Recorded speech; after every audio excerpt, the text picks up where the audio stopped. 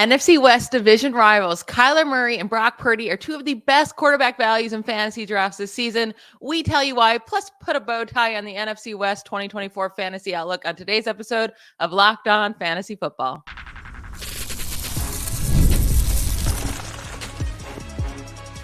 You are Locked On Fantasy, your daily NFL fantasy podcast. Part of the Locked On Podcast Network, your team every day. Thanks for making Locked On Fantasy Football your first listen every day. I'm one of your co-hosts, Michelle Magdziuk. When I'm not doing this, I'm a fantasy analyst and researcher with NFL Network. And I'm your other co-host, Vinnie Iyer. When I'm not doing this, I'm writing about NFL fantasy and betting for sportingnews.com. So we're going through all 32 teams, giving each team their own episode on their 2024 fantasy outlook. We went through every team in the NFC West this week. So if you missed any of those, the Cardinals, 49ers, Rams, or Seahawks episodes, go listen to them. But today we're just going to go through the entire NFC West, kind of comparing the positions against each other here. We're going to start at the NFC West quarterback. So right off the top, you got Kyler Murray. He's the most expensive one out of this group at quarterback 10. Brock Purdy's right after him at quarterback 11, but a good 20 pick difference in between them in the overall draft. And then you have a long wait if you want to take either Matthew Stafford or Geno Smith or going later in the draft. So when you're looking at these four guys, Vinny, how would you rank them in order of how likely you are to draft them? So not just like who you think is going to be the best this year, but like considering their price, what would be your order for wanting to draft them this year? Yeah, I think I would go first with Brock Purdy because I think he's going to give me a consistent floor each week. And sometimes that's what I'm going for if I'm stacking my team and I can get him a few rounds, about a round and a half later than Kyler Murray. So that's probably the target. That's where my range is usually, to try to find a quarterback there that is going as a back-end QB1 but can perform higher than that. So I would say that if you're going a little bit more for ceiling, a little bit more volatility, I think you try for Kyler Murray and be aggressive if there's nothing else out there that you like and you can't find a player at the wide receiver, running back that really suits you there. Go after Kyler Murray. Look at your scoring system. Obviously, I think you'll get the running from Kyler Murray, and that's nice, but don't get too enamored by it, right? You take him at a good value. I think Brock Purdy is the better value right now if I'm going for one quarterback league. Yeah, it's really, really close. I think these two are probably going to be on all of my teams, and it's just going to come down to during the draft, where are they falling to, right? And who is still available there. But we mentioned like Kyler Murray every single year he's played. He's been a top 5 quarterback, I should say, since 2020, right? Like he's just been so incredibly steady and a very, very good fantasy quarterback. I know there's some rumors going around that he could run less. Like, I just don't think that's going to happen. I think he ran less last year because he came back in the middle of the year coming off the ACL tear. Like now he has a whole other offseason of recovery in him. I think he's going to feel a lot more stable with that leg, have a lot more trust in it. So I think he's a great value. But when you're looking at his price, right, you're taking him over guys like DeAndre Swift, David Montgomery, and Zamir White if you're high on him. Chris Godwin, like I think that's completely fair, right? I'm happy to take him over those guys, but still some good players left on the board. With Brock Purdy, even though he's only going one quarterback after Kyler Murray, it's still about a 20 pick gap there. Like Brock Purdy's still going a good round and a half after him. And then when you're choosing between Brock Purdy or it's David Njoku, Jake Ferguson, Christian Watson, Jonathan Brooks is there if you're high on him after coming off the ACL. But like you're really picking him over guys that I don't think you're going to miss all that much on your team at all, right? So it's so easy to swallow that pick. And people are just sleeping on Brock Purdy just because, I mean, like I mentioned on the show when we talked about Brock Purdy, he scored the same amount of fantasy points as guys like Jordan Love and CJ Stroud and who are getting up all the love right now. Well, and he did that with throwing the fewest amount of pass attempts among all the starting quarterbacks. I do expect that to go up. So I think both these guys are great values this year. Now, do you have any interest in Matthew Stafford coming off his really strong end of the season last year? Yeah, I think in a 2 QB league, he's ideal, or super flex that you're looking at as your second quarterback. He's ideal because there's a couple things going on with him. I know he's had the injury in the past and he's been banged up actually later in his career. When he transitioned from the Lions to the Rams, we know he's missed time.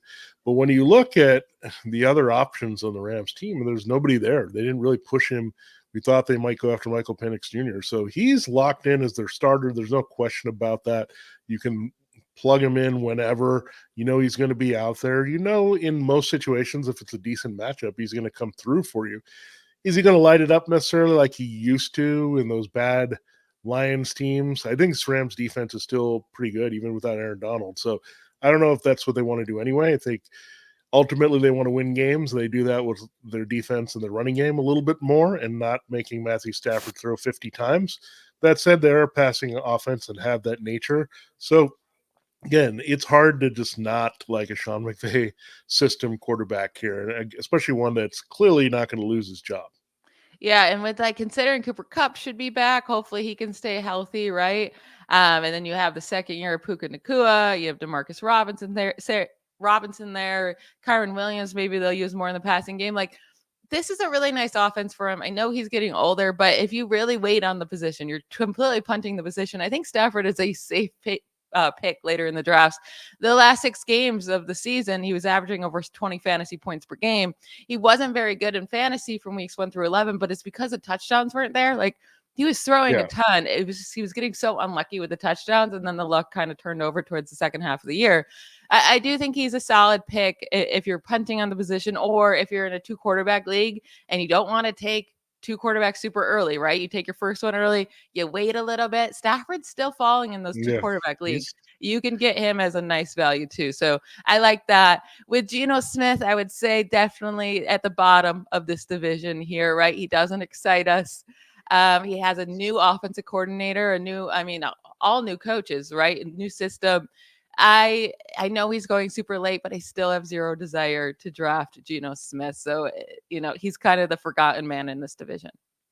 Yeah, full disclosure, we were just in a Superflex dynasty, and I took Geno Smith as my 3rd quarterback. So that kind of tells you where I'm at. I wanted the upside of JJ McCarthy in a dynasty league behind getting Jalen Hurts in the first round. So that's where I went. I'm just not enthused about Geno Smith at all.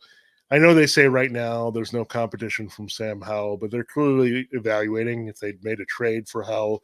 They're trying to figure it out. They restructured Geno's contract. So it was a good run for a short period of time, delayed from his second round drafting with the Jets. But now he's just a guy, and you can get a bunch of these guys. And what's really hurting Geno Smith and the Daniel Jones and some of these guys that were valuable just a couple of years ago, all the influx of talent. You have Caleb Williams and Jaden Daniels and all these guys that just are more attractive here than going after a quarterback of this nature. So you don't have to force this type of quarterback. I think if you're going to go for that old school pocket passer production, you go for Stafford.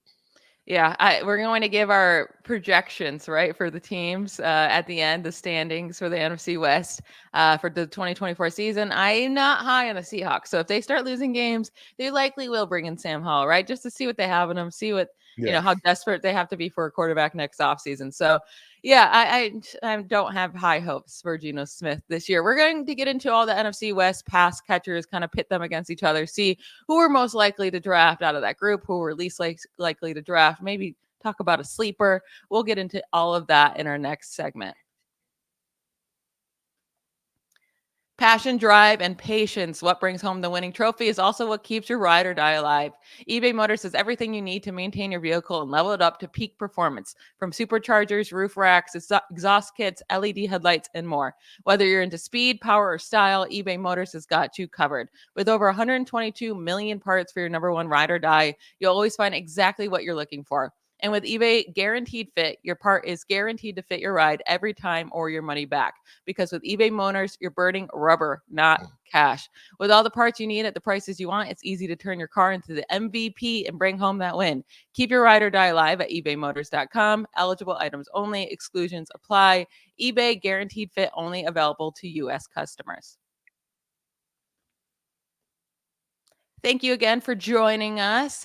We appreciate you being the first listen, us being your first listen every day. We're part of the Locked On Podcast Network, your team every day. We're getting into the NFC West pass catchers. We have a lot of guys at the top here, the top of drafts. And Puka Nacua for the Rams, Brandon Ayuk and Deebo Samuel for the 49ers, Marvin Harrison for the Cardinals, and DK Metcalf for the Seahawks. And then you also have those other pieces with Cooper Kupp and Jackson Smith, the Jigba. Tyler Lockett, but I'm not really including him here because we talked about that in the Seahawks show. We're both completely out on Tyler Lockett this year. But who are you most likely to draft among those guys I just mentioned above, considering their draft price? Well, this is pretty easy for me. I like the Rams and the Cardinals, and I want to avoid the other situations as much as possible. I just don't love what's going on with San Francisco. I'm not sure. Ayuk versus Samuel here. I think you're paying a pretty heavy price for those guys, and we're not sure with all the additions here. They had two receivers. We talked about Ricky Purcell, but they also had Jacob Cowing, and they also brought back Jawan Jennings. It is crowded there in San Francisco, and I'm not still sure who they're really committed to be on the team beyond 2024, Samuel or Ayuk. So that's a question mark there. And I look at the Seahawks, like I'm a little bit apprehensive about Jackson Smith and the Jigba. I need to see that role kind of expand. And DK Metcalf, again, the Geno Smith factor could come into play, but definitely love the Rams with Puka Nacua, taking him early. I had him last year. That probably helps. Cooper Kupp, I still think has plenty left here to produce. And then Marvin Harrison Jr., we talked about how excited we are about him. So clearly it's tied to two players here, Nacua and Harrison, the upside guys. That's the way I operate. I go for the higher upside, younger players that have the buzz. And often they work out and sometimes they don't, but I feel pretty confident those are the guys I want to target most. Yeah, if I get one of those later picks in the first round, right? Let's say I pick like 8 through 12. Either in the first round or the top of that second there, I'm taking Marvin Harrison Jr. if I'm able to. Like if he doesn't go before me, this is the guy I want on all my teams this year. It might just be the shiny new object, Yeah. ringing in my head that I'm getting too excited about a rookie. But a rookie has hit at least 1,400 receiving yards in 3 of the last 4 years. I expect him to do that this year. Like I expect him to be the rookie that does that, along with 8 receiving touchdowns at least, right? I put him at the 8. I think that's fair. But the Cardinals have no other wide receivers. It's Trey McBride who led their team in targets and receptions last year. And then even the guys that did get targets last year at wide receiver for the Cardinals, they're gone. And Marquise Brown and Rondell Moore, those were the top 2 targets among wide receivers. I know you can say Michael Wilson, like he's just an extra piece there. He might help out the offense, which is a good thing. You need other weapons, but like he's not going to steal targets away from Marvin Harrison Jr. I think he's just going to be a target hog. And then you brought up Cooper Kupp. I do think it's weird because when you look at his cost, he's really not all that cheap, right? He's still going at wide receiver 21, 36 overall. You would think after last year, like the last couple of years, he'd be going cheaper than that. And I do think once we get to the draft, he will fall in some drafts, right? With all of these, newer weapons and the younger guys are going to go ahead. So if I'm in a draft where he starts to fall, I would be really happy with taking him because I do think like he's going to be a huge part of this offense. Hopefully he can stay healthy. I think he's worth the risk as long as his price drops a little bit. And then I'll say the guy I'm least likely to draft out of this group, you brought him up. It's Deebo Samuel. Yeah. Somehow he finished as a wide receiver 9 last there. year. I don't get it. Like I don't know how he did it. But the targets just aren't there for him. And I don't see them increasing this year, even if the team does pass more. They have too many other guys to feed. Yeah, their prices are too high. I mean, we were looking at wide receiver 15, 16 for Ayuk Samuel. Forget it. I think the funny thing is, I think Marvin Harrison Jr. is a lot like Puka Nacua, except we all know about it. Last year, I mean, Nacua, if he didn't have all those injuries and things that slowed him down in college, we would have seen him have that kind of elite talent, I think. But now Marvin Harrison Jr., we know the body profile's there. And again, don't necessarily separate the rookie wide receivers from the veterans anymore. Just don't do it. I mean, just put them all in the pool, see what they're doing here, because again, as Michelle pointed out, there's a guy that's been finishing up there with the veterans. So let's not say this guy's a rookie. Let's assess him for who he is. And Marvin Harrison Jr. is ready to dominate as much as some of these younger other wide receivers are as well. So really looking forward to his season. I just like these guys that can take over games. And I think if you look at people that can take over games, I think it's Nacua and I think it's Harrison. We saw it. So that's where we want to go because then it's a lot less pressure on a lot of the other fantasy assets on our team. Now, do you have any sleepers that you're looking at beyond these guys that have any interest for you at wide receiver? Yeah, so in my final rounds, I think this guy's going to be on a lot of my teams as long as I'm in a half PPR league. It's going to be Rams wide receiver Demarcus Robinson. Mhm. He really started to come on at the end of last year. He wasn't on the field at all until about week 12, week 13, and then really weeks 14, 15, 16, 17 on the field at least about 90% of the time or higher. Like he was a consistent guy for them. Week 18, when they were worried about the playoffs and resting, guess who got to rest too? He only played 30% of the snaps that game and then went back up to 90% in the wild card round. Like they were resting him because he was a big part of their offense. Tyler Higbee is going to miss, you would think, a huge chunk of the year if he plays at all after that devastating knee injury in the playoffs. And then that's going to still allow more. Like, I think those are going to be the three targets on this team. It's going to be obviously Nacua and Cooper Kupp, but I do think Robinson's going to be a big part of this offense as well. Like the last from weeks 13 through 17, he scored 15.5 points, 13.6, 14.7, 20.2, 13.2. If you can get that type of production as a flex player or a wide receiver, like if you have 3 wide receiver spots you have to fill in the last round, he was a wide receiver 21 from weeks 13 through 17 when he actually got to play. Like, I think it's a really nice, sneaky steal there that could just help you win week after week.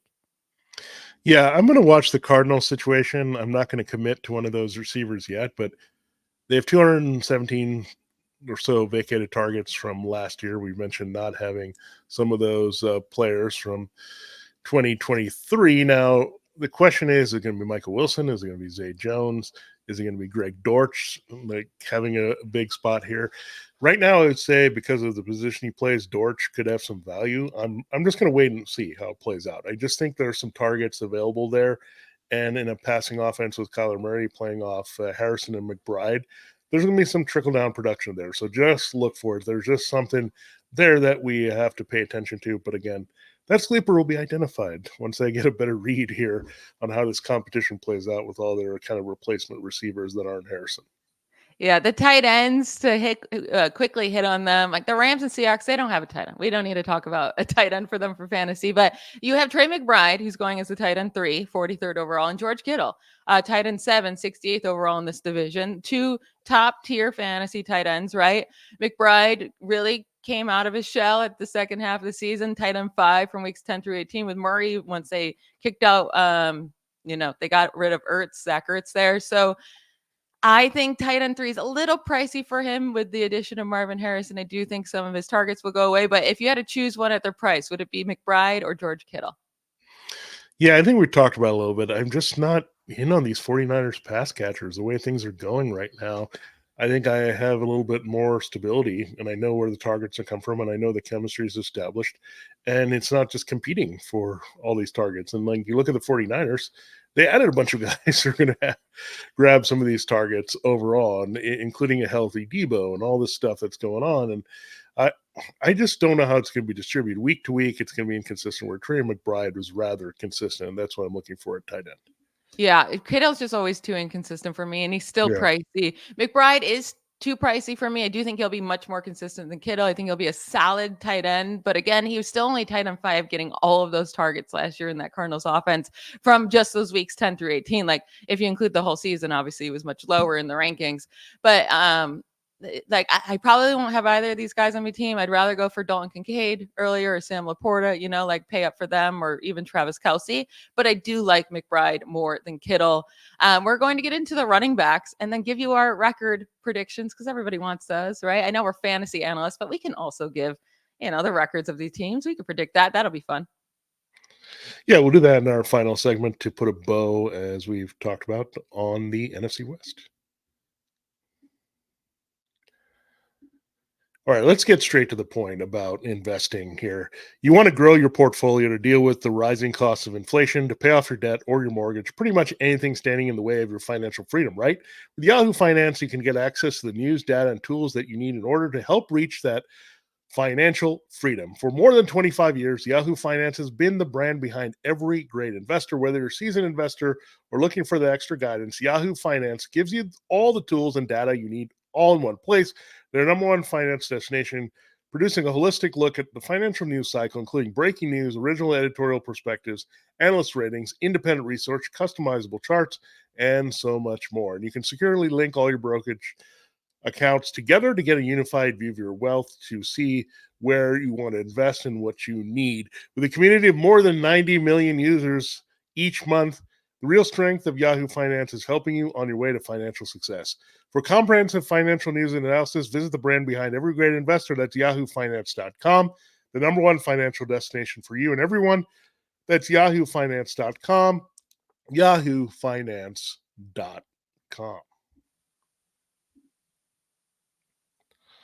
All right, we're going to close the show looking at the running backs real quick and then give our predictions for this division. This is good. I mean, it is crossover with betting a little bit with the win totals and all that. So, yeah, we're going to get into that when we need to, and we will here. But first, let's look at the running back values. Christian McCaffrey going as RB1, first overall. Obviously, Kyren Williams, RB7, not far after. Kenneth Walker at RB15, and James Conner, RB24. We talked a lot about these guys this week. Where's your greatest value and what is your greatest avoid, Michelle? I mean, obviously, you're not getting Christian McCaffrey unless you have the 101, right? Yeah. And if I had the 101, I would take Christian McCaffrey. Okay, But so you're that's not avoiding. obvious. Okay. But in terms of if you have any other pick, right? And I really think Kyren Williams at RB7, 15th overall, is a fantastic value in this draft. I brought up, like, if I'm sitting at the end of the first round, I would love Marvin Harrison Jr. If I'm sitting there at the top of the second round, right now is where Kyren Williams is going, 15th overall. And Harrison's already off the board, or probably will be, because I would have already taken him right in the first round. But if Marvin Harrison is off the board, I'm taking Kyren Williams, because the rest of these guys that are going around Williams is Devontae Adams, Chris Olave, Devin Achane, Drake London, Nico Collins, like perfectly happy to take the RB2 from last year in points per game at that spot over those guys. He led the league in rushing yards per game, second in scrimmage yards per game, only behind Christian McCaffrey. And when you look at the fantasy points per game, it was CMC led the league by a ton. Kyren Williams, though, still had a huge gap in between 1 and 3, right? So it was Kyren Williams at 20 fantasy points per game and half PPR, with Raheem Mostert third at 17. He scored 3 more points per game than any other running back besides Christian McCaffrey. I think he's being overlooked just because they took Blake Corum. Just like, I know he's already dealing with like an injury this offseason, but he'll be fine for training camp as long as he's there for training camp. I love him. Like, I think he's a great value that he's not going. He could be going RB2 right now. And since he's not, I'm so happy with taking that value that you get from him. Yeah, my answer is going to be weird. I do like Christian McCaffrey. I would take him at number 1. Just keep doing it. I mean, don't try to get cute there at the top, by the way. Just do that. I mean, really the question is in Superflex, how far do you take quarterbacks before you take Christian McCaffrey? That's really the only question. I mean, I would say probably the second or third tier. Before you get to the third tier of quarterbacks, you probably look at McCaffrey, because if he's putting up 20 points plus per game with his scoring, that's what you can count on, and that's like getting a quarterback in your lineup, but at running back. So that's really nice. Kyren Williams is too rich for me, Michelle. Like, it's a late round pick that's got some durability issues. He did miss some games last year. And Corum is legit competition, I hate to say. Like, I was not very happy that they took Corum, because this is like yet another strong competition for Kyren Williams. They're too similar. This concerns me a little bit. So what I'm going to say here, I'm not really in on Kenneth Walker either. It doesn't excite me. Yeah, it's just very kind of dull here, and I'm not in on James Conner, so I'm just being a hater, I guess. But how I'm looking at it is I'm going to look at Blake Corum and Trey Benson as my lottery tickets of choice later in the draft. So that's how I'm going to operate here. So it's a surprising answer, but I am going to target Rams and Cardinals running backs. It's very late. Right now you can get pretty much Blake Corum. I think maybe he's going a little higher than we expect, but I think you can get him in the 30s, right, at running back. And Trey Benson right now is RB32. So I'm just going to go for that, take the chances here. Again, I know I'm a bit ageist and I go for the young guys, but that's how I feel about running back, especially. Again, I've seen it before. I've seen it with the Damian Pierce's, James Robinson. If you're a late round running back, sometimes there's a reason for it that you can't hold up. And it could happen here. And I just see Sean McVay is just so fickle. It's like a different back than you think all the time. Like, okay, we think Cam Akers back, or no, it's going to be Darrell Henderson Jr. Oh, no, it's going to be this guy. And then he throws a curveball at you. So I don't quite trust him. And if Kyren Williams is going more reasonably away from the touchdowns, I would go for that. But I don't see him finishing as RB7 this year. So we are very, very different on this group, right? Because I love Kyren Williams this year. And then you mentioned James Conner, you're not being high on. He would be my second favorite value here. I think he still has one more year left in him. You saw him shine once Kyler Murray was back, RB6 from weeks 10 through 18. But these were his last 5 games of the season. He finished as a RB5, RB11, RB4, RB3, RB1. Like, this dude can still play. He still has it in him. He's with the same exact coaching staff as last year, who fed him the ball, even with Kyler Murray there. Like, I expect James Conner to have one more good year, maybe not RB10, right? But he's not going even close to that. He's going as RB24. So I love his value there. And I don't think Trey Benson eats in too much. Obviously, with Conner, what you have to worry about is injuries, but that's why you get him at RB24 and you don't have to pay up RB10 for him. Now, let's get into our NFC West standing prediction. So at the end of the 2024 season, the regular season, how do you see the standings looking, and do you have records for them?